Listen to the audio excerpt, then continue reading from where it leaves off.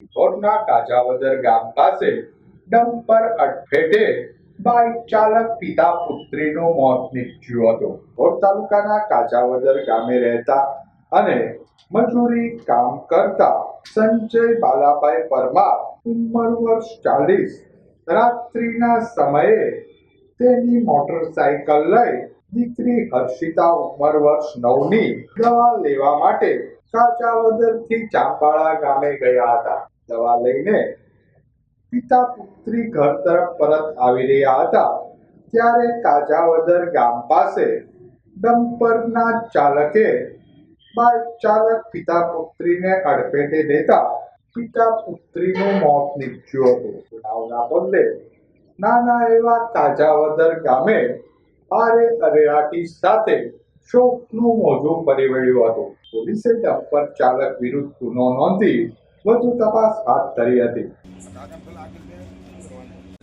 Okay 2 minute okay sure થયું છે ને અકસ્માત? હા કાજાવદર બેના